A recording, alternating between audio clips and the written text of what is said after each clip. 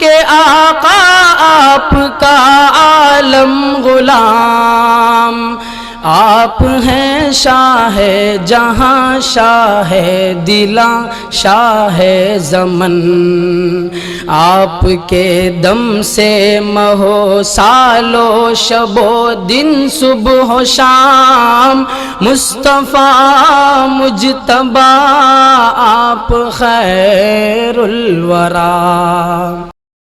ناظرین السلام علیکم ورحمۃ اللہ وبرکاتہ۔ میں ہوں آپ کا میزبان انصار عزیز ندوی، اور آپ اس وقت سیدھی بات کا خصوصی پروگرام ذکر میرے حبیب کا صلی اللہ علیہ وسلم دیکھ رہے ہیں۔ ناظرین، ذکر میرے حبیب کا پروگرام کی یہ 5ویں قسط ہے۔ گزشتہ پروگرام میں آپ نے دیکھا اور سنا تھا کہ کیسے ملعون یہودی قوم اپنے اخلاقی پستی کی انتہا کو پہنچ چکی تھی۔ جس نے اس قسط کو نہیں سنا وہ ضرور ہمارے یوٹیوب کی سیدھی بات چینل میں جا کر کے دیکھ سکتے ہیں۔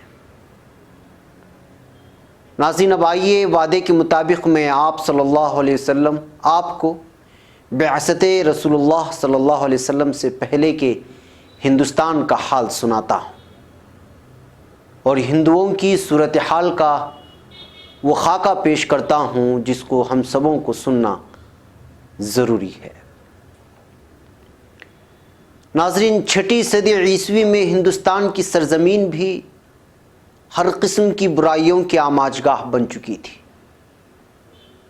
اجتماعی اور اخلاقی لحاظ سے دیکھا جائے تو ہندوستان کی سرزمین اپنی پستی کے انتہائی بدترین دور سے گزر رہی تھی۔ مولانا علی میاں رحمۃ اللہ علیہ نے اپنی تصنیف انسانی دنیا پر مسلمانوں کے عروج و زوال کا اثر میں لکھا ہے کہ بت پرستی پورے عروج پر تھی ہندوستان میں۔ وید میں دیوتاؤں کی تعداد 33 تھی، مگر 6 صدی میں 33 کروڑ ہو گئی تھی۔ ہر پسندیدہ شے، ہر پرکشش چیز ان کے لیے دیوتا تھی، اور ان کے بارے میں ہندوؤں کا خیال تھا کہ یہ ہماری زندگی کی ضرورت کو پورا کرتے ہیں۔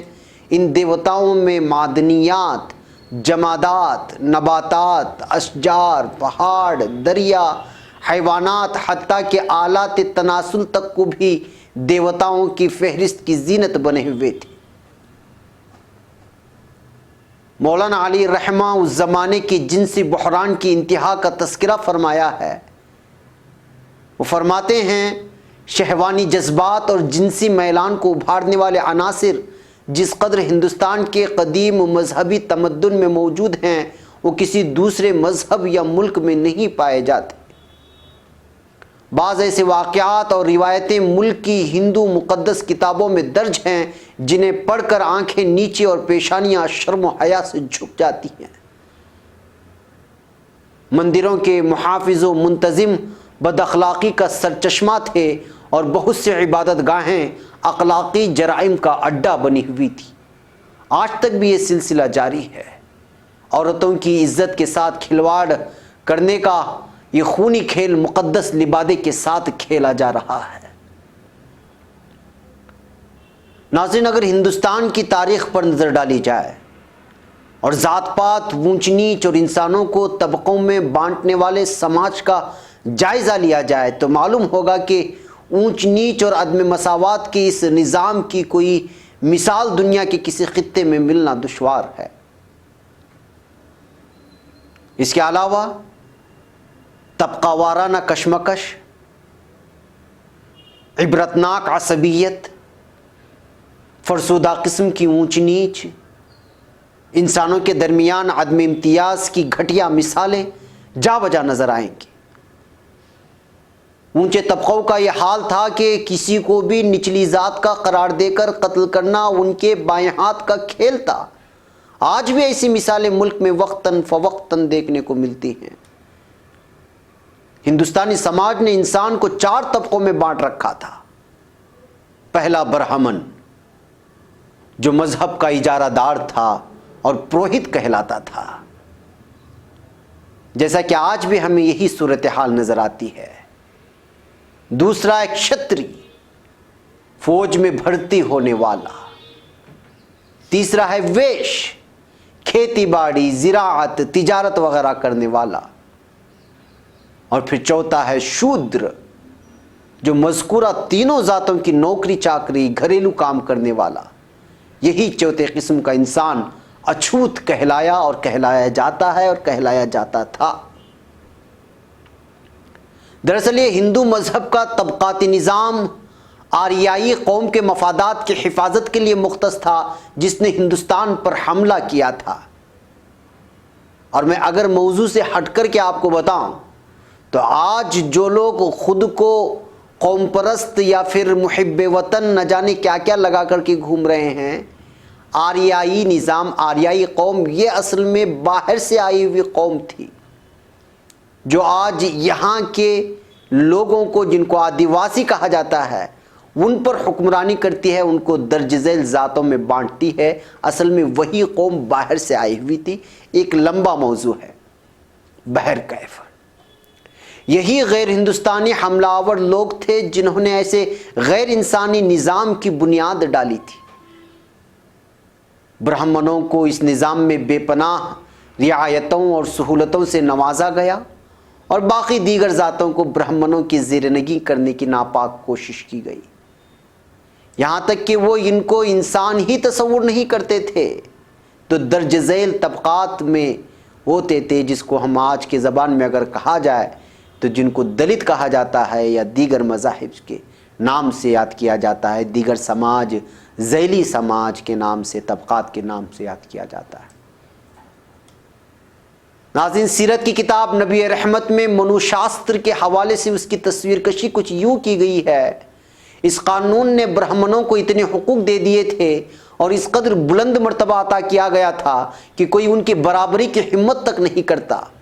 برہمن کے سارے گناہ قابل معافی ہوتے، چاہے وہ کتنی ہی گناونے کیوں نہ ہو، خواہ وہ تینوں دنیاؤں کو اپنے گناہوں اور بدکرداریوں سے گندہ اور تباہ و برباد بھی کر دے تو وہ باس پرس سے مستثنا تھے، یعنی ان سے کوئی بھی پوچھ نہیں سکتا تھا کہ آپ نے فلاں گناہ کیوں کیا، فلاں جرم کیوں کیا۔ ان پر کوئی ٹیکس نہیں لگایا جا سکتا، انہیں کسی بھی صورت میں سزائے موت نہیں دی جا سکتی تھی۔ اس کے برعکس اچھوت نہ کچھ کما سکتے تھے نہ جمع کر سکتے تھے۔ یہاں کی بعض کتابوں میں درج ہے کہ اگر کوئی اچھوت مندر میں داخل ہو جاتا یا پھر وہ کسی برہمن طبقے سے تعلق رکھنے والے کسی شخص کو غلطی سے چھو لیتا تو اس کو ایسی بھیانک سزائیں دی جاتی جس کا تصور بھی مشکل ہے۔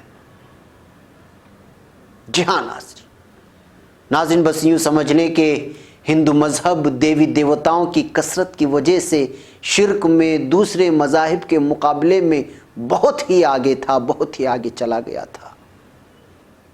6 صدی میں بت پرستی اپنے پورے شباب پر تھی، معبودوں کی تعداد 33 کروڑ تک پہنچ گئی، غرض یہ کہ ہر نفع یا نقصان پہنچانے والے شے معبود بن گئے۔ یہاں کا ہر انسان بس بت پرستی کے گن گا رہا تھا، جیسا کہ نبی رحمت کے صفحہ نمبر 42 میں درج ہے: بحر اوقیانوس سے بحر الکاہل تک دنیا بت پرستی میں غرق ہو چکی تھی۔ عیسائیت، سامی مذاہب، بدھ مت گویا بتوں کی تعظیم و تکریم میں ایک دوسرے سے بازی لے جانے کی کوشش میں مصروف تھے۔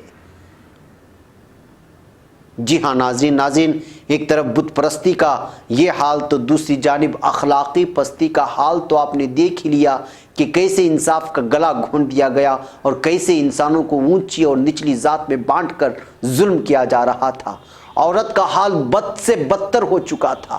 شوہر مر جاتا تو اس کو ستی ساوتری کا لقب دیا جاتا، جسے کوئی انسان قبول کرنے کو تیار نہ ہوتا، یہاں تک کہ بیوہ کو زندہ آگ میں جلا کر اسے مذہب کا ایک عقیدہ بنا لیا گیا تھا۔ جی ہاں ناظرین، اس ہفتے میں یہیں پر بریک لیتا ہوں۔ اگلے ہفتے بدھ مذہب اور یورپی ممالک کا حال لے کر حاضر ہوتا ہوں، تاکہ آپ لوگوں کو وہاں کا بھی حال چلے کہ آپ صلی اللہ علیہ وسلم بعثت سے پہلے، آپ صلی اللہ علیہ وسلم کے آنے سے پہلے اس دنیا میں یہاں کا حال، پوری دنیا کا کیا حال تھا، ساری کی ساری سچائیاں ہم لوگوں کے سامنے آئے۔ پھر اس کے بعد سیرت کا اگر آغاز ہو تو پھر اس کو سمجھنے میں بھی آسانی ہوگی، اور آپ صلی اللہ علیہ وسلم نے जिन कठिनाइयों को और जिन अदावतों का सामना किया है, वो सारी चीज़ें समझने में हमें बड़ी आसानी होगी। हमें यहाँ पर इजाज़त दे और इन तमाम चीज़ों को, इन वीडियोस को, इन एपिसोड्स को आप लोग YouTube से डाउनलोड भी कर लें, और जिन लोगों को WhatsApp के ज़रिए से वीडियोस पहुँचते हैं या फिर जिनके पास लिंक्स पहुँचते हैं, वो ज़रूर सवाब जारिया की नीयत से दूसरों तक पहुँचाने की कोशिश करें। अल्लाह ताला मुझे भी अमल की तौफीक दे और आप लोगों को भी। और हमारे चैनल को जिन लोगों ने सब्सक्राइब नहीं किया है वो ज़रूर सब्सक्राइब कर लें। अगले हफ्ते मुलाकात होगी। अस्सलामु अलैकुम व रहमतुल्लाहि व बरकातुहू। आप हैं आलम के आका, आपका आलम गुलाम। आप हैं शाह जहां, शाह दिला, शाह ज़मन। आपके दम से महो सालो शबो दिन, सुबह शाम मुस्तफ़ा मुजतबा, आप खैरुल वरा।